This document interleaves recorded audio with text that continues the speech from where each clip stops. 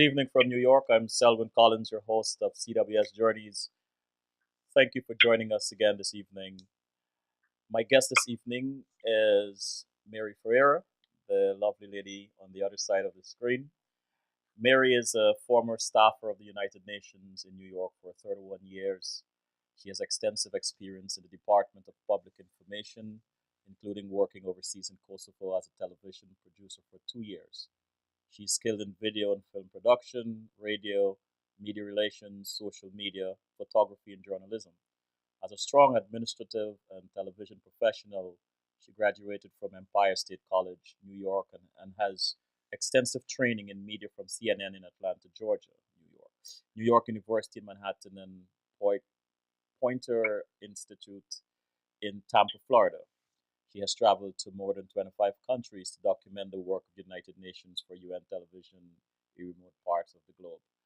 I could sit here and go into the many awards and recognitions that Mary's had, but I think we should get this show started. Mary, welcome to CWS. Thank you, Selwyn. It's good to be here with you tonight. Thank you.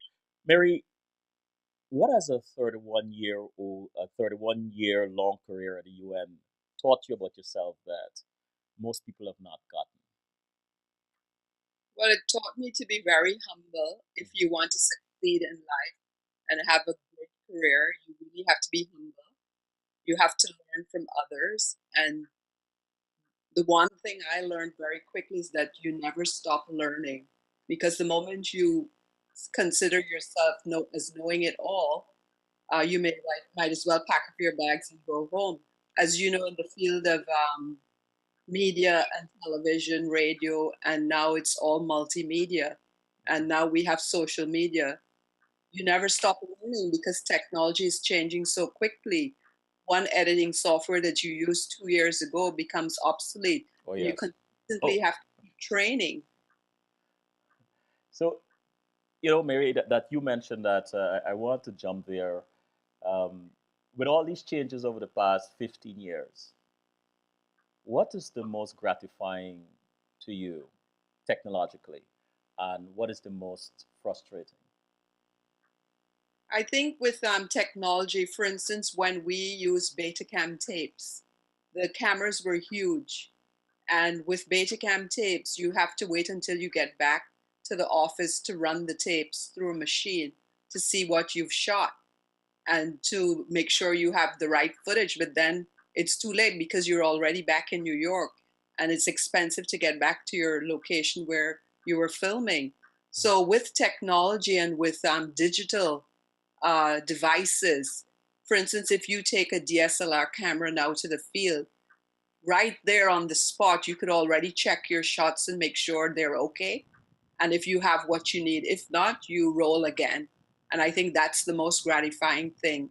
And with advanced technology, the editing software that we have, I always bring a laptop. I can almost immediately edit maybe a 1 minute teaser and send it back to New York. So they may run something, for instance, if it's the Day of Humanitarian Affairs or it's World Humanitarian Day, in fact, and I'm out there filming and I catch something that would be worthwhile, I can quickly send it back by WeTransfer or some other medium, and they can use it the next day or even the same day in New York. And that's what I find gratifying. If not the UN, what other career would you like to have tried? I saw myself as being an attorney.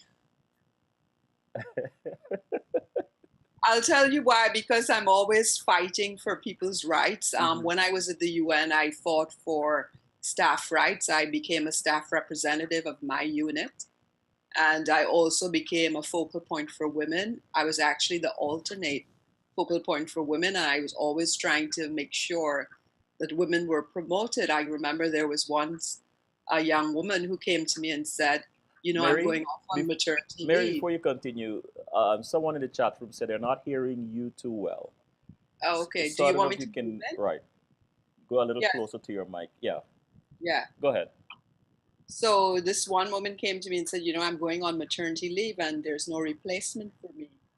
So I said, for women, that's not right because it means that your work doesn't count.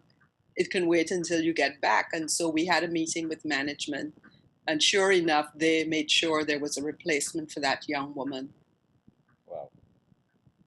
Mary, you know, I like to ask people about their early childhood, and it helps to frame the conversation, Yeah. as to who this person really is, who they were, and who they've become. So, can you take us back? You were born in Guyana. Take us back to the 9-year-old Mary. Give us a glimpse of what life was like at 9 years, and then later on, you'll take us to the 15-year-old Mary. Well, at 9 years old, I already had some struggles going on in my life. Um, I am from a family of 9 children, and I'm the sixth child. So I was right there, probably in the middle or towards the end, and never getting much attention and always trying to struggle and fight for my rights as a child because, maybe the eldest and the youngest, they're getting the attention and they're getting whatever projects they want to do or whatever they aspire to do in life, whether it's become a Boy Scout or join the Girl Guides. And even to going to parties, you had to fight your battles. You had to tell dad, why is it so important? And so at 9 years old, I was already struggling with all the siblings to get my way. And, you know, growing up, even at about 10 years old, we were always told by dad, don't expect anything from inheritance from me, no property, no money, no nothing. So we said, why? There were 6 girls and 3 boys. He said, well, it's for my boy children. You'll get married, make sure you marry well, and I'm going to give you a very good education, which he did. But you know thinking back, I think he did us a favor, all the girls in the family, because we learned from a very young age we either had to marry rich, which I don't think any of us did, and or we had to work very hard to find a career for ourselves and succeed in life. And I think most of the girls have done that. So in hindsight, he did us a favor. Mom, tell us a little bit about her. How Um, how how has she impacted this woman we've come to know as Mary Ferreira? well, my mother was, you're asking me about my mother, right? Yes, your mom. Yeah, my mother was a very hardworking woman. She never left the home. She was a housewife, and she taught us all our values that we have. And she would even put up a case to dad, to let us, oh, it's going to be okay. Let them go to the party or whatever. And, we never really got into any big trouble. So she was the spokesperson for all of us, actually. All the girls, the boys could do whatever they wanted to, essentially. How did that make you feel then? Growing up in a home, there are 3 boys, 6 girls. That the boys sort of got away with whatever they wanted. How did that make you feel then? And then fast forward to Mary, the much more mature, much more understanding Mary. How does that compare the two views? Well, back then I didn't resent the boys at all because I understood probably why we were sort of watched very closely, because we're girls and no one wants their children, girl children, to get pregnant at a very young age. So I saw it as a fact of life, especially in a family, Indian family like my own, Hmm. where they're overly protective of the girls. And growing up now, what I can see is that all the girls are very independent in their own families. They're much more leaders than followers, and the boys were given everything, and sometimes they're struggling today. And I think sometimes in life, when things come too easy, it's not a good thing for you because you never learn about struggles, you never learn about failures, and sometimes you'll never succeed. I know that's probably was a cultural thing in Guyana, but you've traveled extensively, 25 countries around the world. Do you see uh, some of these same behaviors showing up in other countries you've visited? Yes, when I visited India, I saw the very same thing happening in India. Hmm. I remember talking to a woman, and she said, oh, my daughter is single. She's 28. She's in getting married. She's hanging out with young people, young men. and I don't like it. I'm worried that she'll get pregnant. So I told her, relax. Your daughter is an adult and she knows what she's doing and she's going to be fine. And then I could see that she relaxed a little bit, but I could see the same mentality, the same uh, ways of raising children, especially girls, are very much the same way we were raised in Ghana. And of course, India is the motherland, and it's the same traditions passed down. Mhm. But I think things are changing now where young people are just doing whatever they want to do to a certain extent.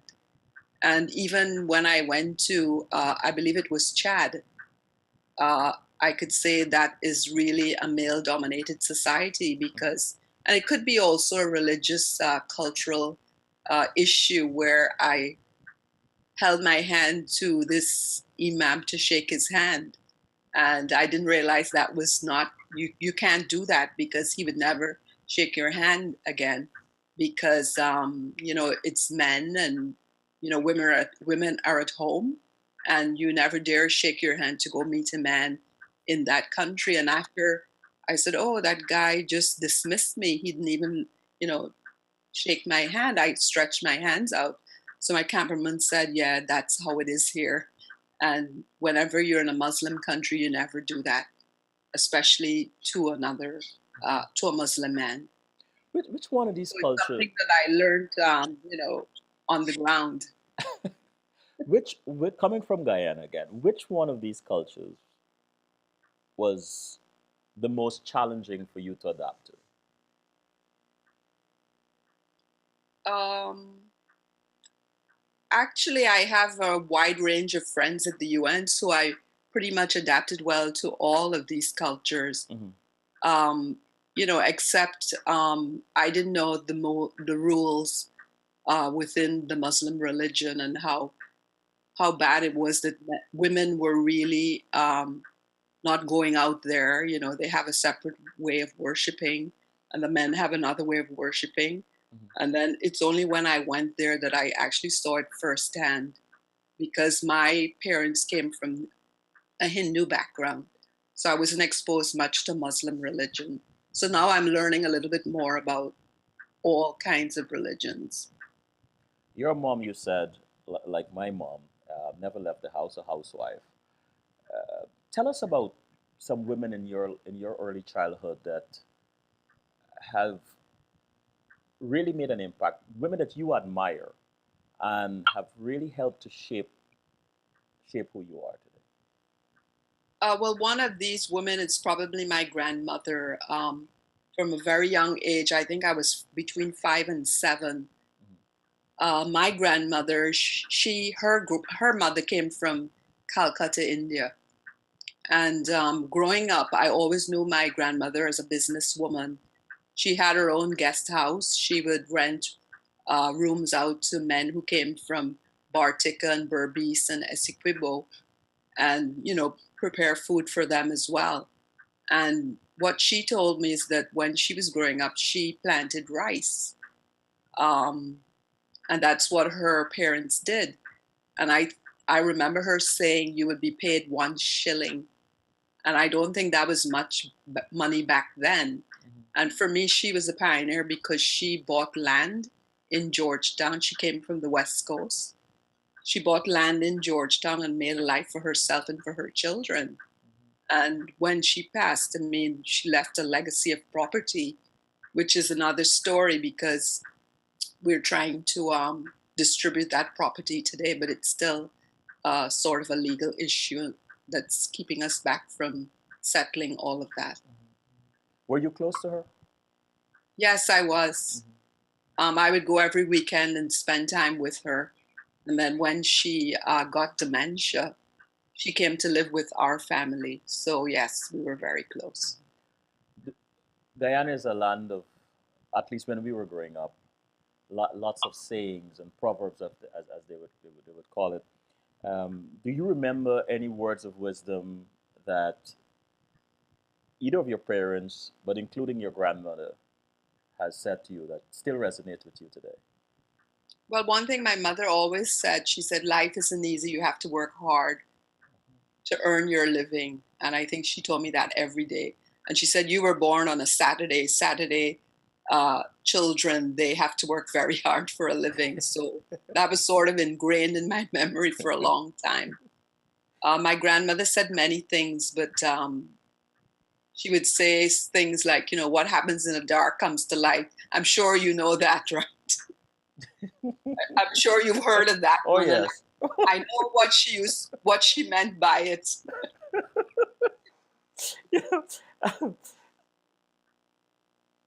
Your parents.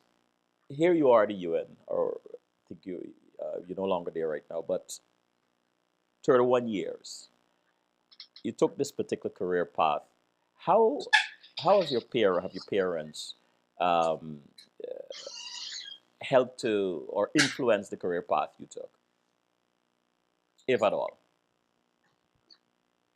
Well, I'm not so sure that they did because I was fortunate enough to apply and succeed in getting a job at the United Nations. Mhm.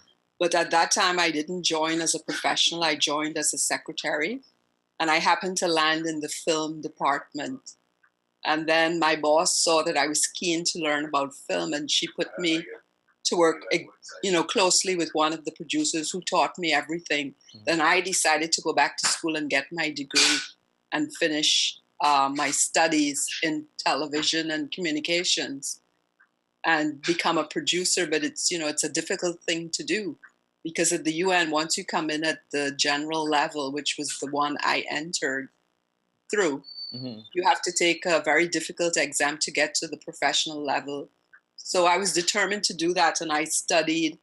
And of course, I had children, and I knew we would have to put them through university, and we needed to be earning more than we were at the time. So I pushed myself to go back to school in the evenings and take that exam and succeeded that exam after 3 tries. And today, I must say, I've learned the technique of these exams, and now I go back as a volunteer to coach people on how they can succeed at the very same exam that I Wow. was able to succeed in. Film. Why? What is it about film that appealed to you that pushed you to go and take to learn more about it? Well, I think film, it's a visual medium, and it's a great way to tell a story and to tell people's story. So if there is an issue, let's say, of HIV/AIDS in a country, it's a sort of a difficult subject to tackle, and you can write stories in print. But for me, when you actually see a person who's going through the difficulty of living with HIV and AIDS, and you learn about their story and how life was before, and you can show that to an audience visually, I think it leaves a mark in their memories that they'll never forget, and probably force them to take action. And that's what I try to do when I do videos or film, Mhm. is to prompt an audience to take some kind of action. Did you know then in the beginning that you wanted to tell stories, or this came after you started studying film? No, I always wanted to tell stories. I always wanted to make a difference. And because landed up in the film department, I said, oh, this is a great thing. I could do this. Mhm. And I wanted to continue telling stories and to make a difference in people's lives. That's why I stuck with it. And now that I'm retired, I'm still trying to do the same thing, make films on Mhm. my own. And, through some fundraising efforts, maybe I'll succeed. Mhm. I read that you were inspired by the United Nations in Guyana. Um, Yes. how how how did what was your first introduction to this body, to UN? How did this happen? Well, it's crazy, but when I was growing up, I had some issues with reproductive rights, and I needed some help. So somebody said, "Oh, why don't you go over to the UN office? Maybe you can talk to someone there, and they can help you." And it's through that office that I became interested in the work that the UN did, because they helped a lot of women and girls in that country with reproductive rights and health care. And then also, as I worked at the visa office in Guyana, with the American Embassy, and I would see the officers coming in to get their G4 visas because they were working at the UN. And sometimes, when we have cocktail parties, they're often there and we would be chatting.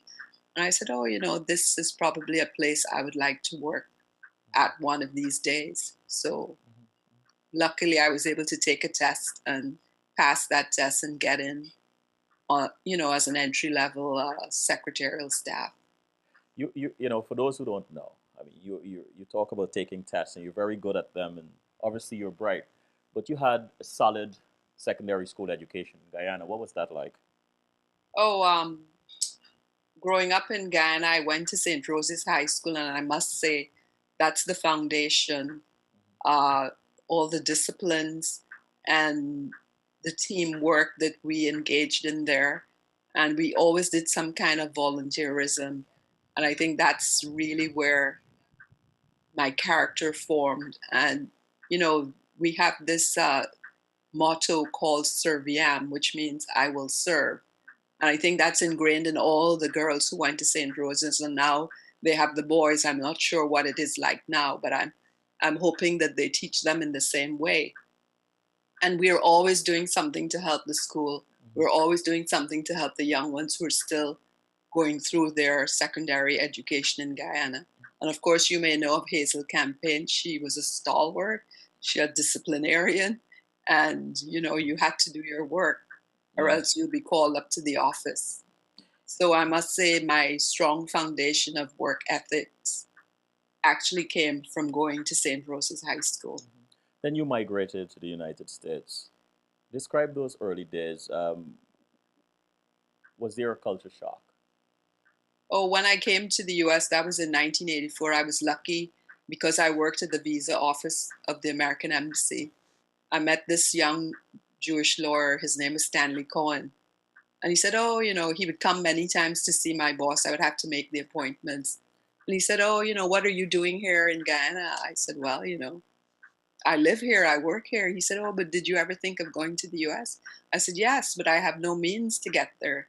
He said, oh, I will sponsor you because I specialize in immigration for the Caribbean people, and you would come as a specialist. I said, what? He said, yes, really. And I have to tell you that he took another 3 months for his next visit. And when he came back, he had papers completed for me to sign. I said, hey, but I can't do this. He said, why? I said, because I have a husband and two children. He said, oh, they all get to come. Wow. So I said, wow. And I still couldn't believe it. And I said, how much would this cost? He said, nothing. You just have to come and work with me. So after a while, he knew I wasn't going to stay there because he knew I always wanted to go to work for the UN. So after about 15 months, I went to work for the UN. But the culture shock here was Guyana is a very small country. Even if you're in the street, someone knows your mother or someone knows your father. And before you get home, they know where you were, what you were doing, and who you were with. Hmm. So when I came to America, I was like this little dot in a sea of people. And I, I just became a number. And you just have to start all over again because no one knows you. So now you have to start building your character, building your personality, and getting to know people, networking. And that was a difficult thing in the beginning. What surprised you, not about America, because I think you kind of like stated it, but what surprised you about yourself, most about yourself in those early days? Well, what surprised me is that I was very quick to adapt to life in America. Ah. And, that's probably why I succeeded because I worked with what I saw and met here. And that's the only thing you can do because the other choice you have is to go back home. And I didn't want to do that at that time because, as you may know, the school system was not that great. Right. Um, as a parent, my children started to go to school in Guyana, and the teachers would send home, and because they knew I worked at the embassy, and said, "Oh, we need pens and pencils and paper." And sometimes we have forms that are obsolete, so we would, throw them out. She said, even those papers that you throw out, if the rules change and you throw out the papers, just give it to us. and we'll use the back side of the paper. Mhm. So I knew things were desperate there, and I didn't know what kind of an education my children would get. So that's what the real goal for me coming to the United States was, to make sure they had a very good education. One, similar to what I had, and I didn't see that at the time happening in Guyana. That was in the mid 80s. Mary, you've been making films for the UN since 1998 and served as executive producer of a short feature series, UN in Action. Tell us a Yeah. little bit about UN in Action. Well, UN in Action is a 3 to 5 minute series of short stories, and they address issues that the UN deals with. Mhm. And they also put a spotlight on the work of the United Nations in the field. Because many people know about the tall building on 42nd Street. You know, a lot of people work there. They even criticize the people and the organization, but they never see what's happening in the world, how the UN is helping people. I mean, we're helping in Syria. The World Food Program is trying to feed people there. We're helping in Afghanistan with refugees. You know, many things that the UN is doing around the world. With one of our organizations affiliated to the UN World Health Organization, they're developing vaccines. And so the UN is doing a lot of work that people fail to realize. And, this needs to come out to a general audience, a worldwide audience. So UN in Action is able to do that. And because we work in 6 languages, we adapt the story in the 6 languages. And we have a list of distribution partners. And when I was there, the program used to go to about 116 countries worldwide. I can remember when I was in Grenada, I saw one of my stories in Grenada on television and in Trinidad. So, it gets around and people use it even as educational tools. They use that program. Do you remember your first story? Yes, my very first story was a story about rape in Haiti. Mhm. It was called Haiti Justice at the Crossroads. And that was in, I think, when I started in 1998, I did stories that producers went out to film, but they didn't have time to cut the stories and write the scripts. Mhm. But when I actually passed that exam, I was allowed to go abroad to now film my own stories. So that started in 2007. And the first one of my own, entirely filmed and edited and written by me, was that story in Haiti. And it was about, I was going there to do a film on rape. I was in touch with UNFPA there. But sometimes when you're working at a distance, it's hard to find a main character. It's critical that you find a dynamic main character. Mhm. So the doctor who I was in touch with said, you better wait until you get here. We have this clinic, you could come, and we have some women who are being treated for HIV and AIDS because of a rape situation. Maybe you can speak to these women and see which one of them, would like to be in your film. But she said it's going to be difficult because it's a very private matter. So as I was talking to her, somebody came in and they said in French, a young girl was just raped and she's out there crying. So the doctor said, you want to interview this girl? I said, well, I'm not sure if she's ready to be interviewed because she was just raped and maybe she's not ready to tell her story. So we went out and we met her, and the doctor introduced me to her, told her what I was doing, and she said, yes, I don't mind, in French. And I had a French interpreter, and we filmed the story with her. She took us to where it happened. She told us the guy was caught by the police and he's at the station. We went down to the station and we interviewed him a little bit. Of course, he's going to say he didn't do it. So I used that girl as the centerpiece of my story. Mhm. And that story was really good because I went to the police station and they said, oh, we have some prisoners who raped a little girl, 12 years old. Maybe they will talk to you. I said, well, I need one of them to tell me that they did it.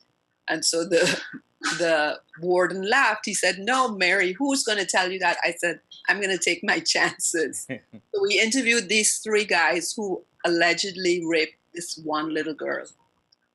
And so the first guy said, "No, I didn't do it. I think it's my friend, the one who's gonna you're gonna see next."